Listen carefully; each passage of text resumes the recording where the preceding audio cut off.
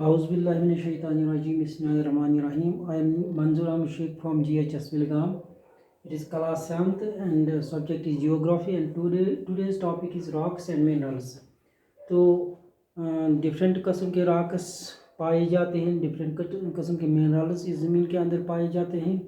और ये जो अर्थ क्रस्टस है, अर्थ की सरफेस है, तो ये बहुत सारे किस्म के रॉक्स के बने हुए हैं। ये जो अर्थ सरफेस है या अर्थ क्रस्ट जिसे हम कहते हैं, ये बहुत सारे रॉक्स के बने हुए हैं।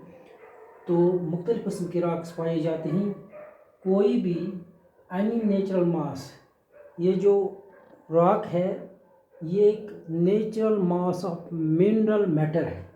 धात का एक बहुत बड़ा हिस्सा इस ज़मीन के ऊपर जब पाया जाता है तो उससे हम रॉक कहते हैं। Any natural mass of mineral matter that makes of earth crust, जो इस ज़मीन का सतह बनाता है, इस ज़मीन का सरफेस बनाता है या इस ज़मीन की क्रस्ट बनाता है, इसे हम रॉक कहते हैं। Any natural mass of mineral matter, यानी कि मिनरल मैटर का धात का बहुत बड़ा हिस्सा जो अर्थ क्रस्ट बनाता है, इसे हम रॉक कहते हैं। Any natural mass of mineral matter that makes of earth crust is called a rock. On the base of origin, ये रॉक्स जो हैं ये 3 किस्म के होते हैं। इनको ग्रुप किया गया है 3 टाइप्स में, 3 कैटेगरीज में on the base of their origin, कि ये रॉक्स जो हैं ये इनका वजूद कैसे हुआ है, ये कैसे पैदा हो गए हैं, ये किस तरह वजूद में आ गए हैं, इनका वजूद कैसे हुआ है। तो on that basis these rocks have been grouped into 3 categories, into 3 types. The first one is igneous rock, the second one is sedimentary rock, and the third one is metamorphic rock. जो igneous rock है, ये जो word igneous है, it is a Greek term which means fire. That means this rock has been made, or this is made from a hot substance. ये बहुत ही गर्म चीज़ से बनी हुई है। ये जो इग्नियस रॉक है ये हॉट मोल्टन लावा से बनी है। लावा एक किस्म का सब्सटेंस होता है जो ज़मीन से बाहर निकलता है, अर्थ क्रस्ट से बाहर निकलता है और पिघला हुआ होता है। इसका टेम्परेचर इतना ज़्यादा होता है कि ये लावा जो है ये मूव करता है। लावा जो है इग्नियस रॉक जो है ये हॉट मोल्टन लावा होता है या मैग्मा होता है। ये लावा को हम दूसरा नाम मैग्मा भी कहते हैं। तो ये कोई हाई टेम्परेचर की वजह से ज़मीन से बाहर आता है और ये जो मटेरियल होता है, ये जो सब्सटेंस होता है, हॉट मोल्टन लावा या मैग्मा, यही इग्नियस रॉक बनाता है। ये हॉट मोल्टन लावा या मैग्मा जब कूल हो जाता है, जब सर्द हो जाता है, तो ये results in the formation of igneous rocks forward from hot molten lava और मैग्मा। इग्नियस रॉक की बात हो रही है कि ये हॉट मोल्टन लावा या मैग्मा से बन जाता है। ऑन कूलिंग ऑफ मैग्मा और lava results in the formation of igneous rock. जो इग्नियस रॉक है ये हॉट मोल्टन लावा या मैग्मा से बन जाता है। ये हॉट मोल्टन लावा या मैग्मा जब कूल हो जाता है, सर्द हो जाता है, तो इग्नियस रॉक बनाता है। ये जो इग्नियस रॉक है इसको हम प्राइमरी रॉक भी कहते हैं या बेसिक रॉक भी कहते हैं, क्योंकि इससे और 2 चट्टानें वजूद में आती हैं, that is granite and Basalt. ये जो ग्रेनाइट और बासाल्ट है ये बन जाते हैं इग्नियस रॉक से, और on that basis this igneous rock is also called primary rock और बेसिक रॉक।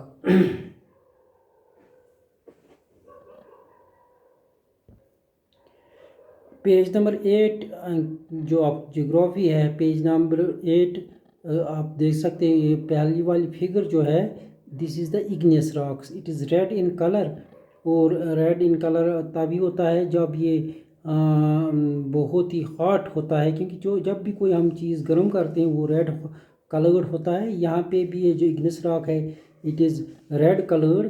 तो this is the igneous rock. On page number 8 of geography you can see this igneous rock. इसकी शक्ल जो है, इसकी picture जो है वो ऐसी कुछ होती है। इसके बाद जो है सेडिमेंट्री रॉक। तो सेडिमेंट्री रॉक है दूसरी किस्म। सेडिमेंट्री रॉक जो है दरअसल कुछ एजेंट्स होते हैं, यानी कि पानी, विंड,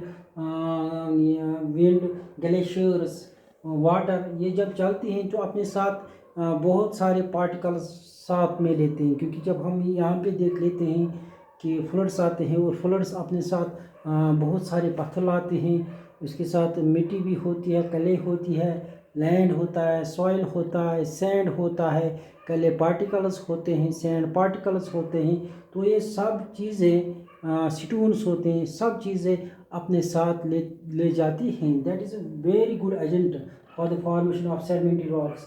इसी तरह विंड भी जब चलती है, हवाएं जब तेज़ तेज़ चलती हैं, moving our air is called wind, और जब ये तेज़ चलती है तो अपने साथ डस्ट पार्टिकल्स लेती हैं, अपने साथ सैंड पार्टिकल्स लेते हैं। इसी तरह ग्लेशियर जो ओशंस में होते हैं वो भी अपने साथ बहुत सारे पार्टिकल्स ले जाती हैं। या अगर हम बात करेंगे वाटर ग्लेशियर्स की, या कोई भी एजेंट हो जो अपने साथ ये चीज़ें लेते हैं, ये जो वाटर है या ग्लेशियर्स है या जब विंड, खासकर जब वाटर अपने चलता है, तेज़ रफ्तार से चलता है in the form of floods, it takes carries out so many particles with it. ये जो पार्टिकल्स होते हैं ये इनके बैंक्स पे, रिवर्स के, दरियाओं के बैंक्स पे, साहिलों पे हर साल जमा होते रहते हैं। जब ये जमा होते रहते हैं तो वक्त के साथ साथ ये कंप्रेस भी होते हैं और ये हार्ड भी होते हैं, और ऐसे में ये किस्म की रॉक्स बनाते हैं जिनको हम सेडिमेंट्री रॉक्स कहते हैं। तो स्मॉल सेडिमेंट्स और particles are transported by water, wind, glaciers, etc. are compressed and hardened to form layers of rocks. जो स्मॉल सेडिमेंट्स होते हैं, छोटे छोटे पार्टिकल्स होते हैं, सेडिमेंट्स होते हैं, छोटे छोटे पार्टिकल्स होते हैं, इनको कुछ एजेंट्स यानी कि वाटर, ग्लेशियर्स या विंड अपने साथ ले जाते हैं, और ये जो पार्टिकल्स हैं चले जाते हैं, ये किसी जगह रुक जाते हैं, खास करके on the banks of reverse ये होते हैं, और ये वक्त के साथ कंप्रेस हो जाते हैं, और कंप्रेसर एंड हार्डनर, और सख्त भी हो जाते हैं। ये कंप्रेस भी हो जाते हैं ये पार्टिकल्स एक ही दूसरे के साथ, और दूसरी बात ये सख्त भी हो जाते हैं, हार्ड भी हो जाते हैं, और ये मुख्तलिफ लेयर्स एक दूसरे के ऊपर बनाते हैं। और ये जो मुख्तलिफ लेयर्स होते हैं, ये सारे जो लेयर्स मिल जाते हैं और एक किस्म की रॉक बनाते हैं जिनको हम सेडिमेंट्री रॉक्स कहते हैं। तो सेडिमेंट्री रॉक्स दरअसल एक हार्डनेट एंड कंप्रेस्ड स्टोन होती है जिसमें मुख्तलिफ किस्म की लेयर्स एक दूसरे के ऊपर पाई जाती हैं। Small sediments or particles are transported by different agents, that is water, wind, glaciers. These sediments, small sediments or particles are being compressed and hardened. ये compress यानी कि दबाव इनके एक लेयर का दूसरे ऊपर के लेयर के ऊपर दबाव रहता है, और साथ साथ ये हार्ड भी हो जाते हैं, सख्त भी हो जाते हैं, और बनाते हैं डिफरेंट लेयर्स ऑफ रॉक्स, मुख्तलिफ लेयर्स बनाते हैं, तह बितह ये एक दूसरे के ऊपर चढ़ते हैं और एक किस्म की रॉक्स बनाते हैं जिनको हम सेडिमेंट्री रॉक्स कहते हैं। जनरली एट सी बेड, जो सी बेड समंदर के साहिल, दरियाओं के साहिल या खासकर समंदर के साहिल पे जो रॉक्स पाई जाती हैं उनको हम सेडिमेंट्री रॉक्स कहते हैं। इनको हम स्ट्रेटिफाइड रॉक्स भी कहते हैं। They are also called stratified rocks, also called stratified rocks.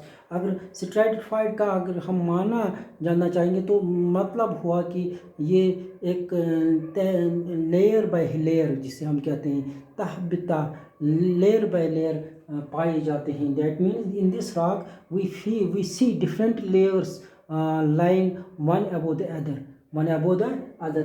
और इस सेडिमेंट्री रॉक्स की जो सबसे बेस्ट एग्जांपल है that is limestone. Limestone is the best example of the sedimentary rocks, and sandstone और दूसरा breccia is another example of sedimentary rocks. So limestone, sandstone, breccia, these are the sedimentary rocks which are formed due to the different layers, different layers due to the different layers which are lying on each other, which are hardened and compressed with time, forming rocks. ये sedimentary rocks different layers की वजह से बन जाते हैं. These different layers are get compressed and hardened. These different layers are of particles, जो small particles is water, wind या glaciers के साथ चले जाते हैं. ये जब सेटल हो जाते हैं रिवर बैंक्स पे, सी बैंक्स पे, तो सी बेड पे, सी बैंक्स पे, तो वहाँ पे एक दूसरे के ऊपर ये तय बैठ जाते हैं, ये लेयर्स बैठ जाते हैं और वक्त के साथ साथ ये कंप्रेस भी होते हैं और हार्ड भी हो जाते हैं, जिसकी वजह से सेडिमेंट्री रॉक्स वजूद में आते हैं. जब हम पेज नंबर 8 पे देख लेंगे कि वहाँ पे जो डिफरेंट लेयर्स है वो डिफरेंट कलर्स की दिखाई गई हैं, ताकि ये समझ आए कि वक्त के साथ साथ ये जो रिवर्स है अपने साथ पार्टिकल्स आते हैं और ये एक दूसरे के ऊपर वक्त के साथ साथ बैठ जाते हैं और हार्ड भी हो जाते हैं और कंप्रेस भी हो जाते हैं. तो आप देख लीजिए वो picture. This is the page number 8 of geography. तो आप देख सकते हैं यहाँ पे डिफरेंट लेयर्स एक दूसरे के ऊपर चढ़ी हुई हैं. इसके ऊपर सबसे ऊपर पानी है और इसमें मछलियाँ हैं. इसके बाद नीचे है एक layer that is called silt stone. जो ऊपर वाली लेयर है ये सिल्ट स्टोन बनाती है. इसके नीचे लाइम स्टोन मौजूद है. इसके नीचे सैंड स्टोन मौजूद है. इसके नीचे कॉन्ग्लोमेरेट, यानी कि ये इसमें बहुत सारी थोड़ी जो पार्टिकल्स हैं वो बड़े हैं. सैंड स्टोन में पार्टिकल जो हैं सैंड के साइज़ के बराबर है. और इसके बाद लाइम स्टोन, ये जो लाइम स्टोन है ये वाइट इन कलर होती है. इसके ऊपर है सिल्ट स्टोन, जो वो स्टोन्स होते हैं जो एकदम से जिसमें सिल्ट पाए जाते हैं, जिसमें तह एकदम से ऊपर उठ जाते हैं. तो this is the sedimentary rock. ये जो रॉक बनी हुई है ये सेडिमेंट्री रॉक है. इसमें डिफरेंट लेयर्स ऑफ पाए जाते हैं. ये कंप्रेसर भी हैं और ये हार्ड भी है. This forms the sedimentary rock. तो इसके बाद है तीसरा, that is metamorphic rock. Now the third one is metamorphic rock. तो metamorphic actually means change of shape और पैटर्न. जो पैटर्न होती है डिफरेंट रॉक्स में, वो जब चेंज हो जाएगी, उसकी पैटर्न चेंज हो जाएगी, शेप चेंज हो जाएगी, that means third type of rock is form that is called metamorphic rock. और ये शेप और पैटर्न किस तरह से चेंज हो जाता है? It change due to high pressure and temperature. High temperature and high pressure. Igneous और सेडिमेंट्री रॉक जो होते हैं, जब ये अंडरगो हो जाते हैं हाई टेम्परेचर में, ये फंस जाते हैं और प्रेशर भी बहुत ज़्यादा होता है, दबाव भी बहुत ज़्यादा होता है इनके ऊपर. क्योंकि जब ये जो इग्नेस रॉक्स हैं, सेडिमेंट्री रॉक्स जो हैं, ज़मीन के नीचे चले जाते हैं, तो वहाँ पे सीधी सी बात है जो टेम्परेचर है वो हाई होता है. और दूसरी बात है कि प्रेशर भी बढ़ जाता है, जिसकी वजह से इसकी जो पैटर्न है, क्योंकि मतलब ही है मेटामॉर्फस का मतलब यही है कि इनका पैटर्न जो है चेंज होता है, इनकी शेप जो है वो चेंज हो जाती है.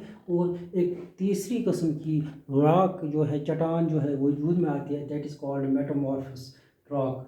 That means these metamorphic rocks undergo physical and chemical change. इनमें physical change भी आती है और इनमें chemical change भी आती है.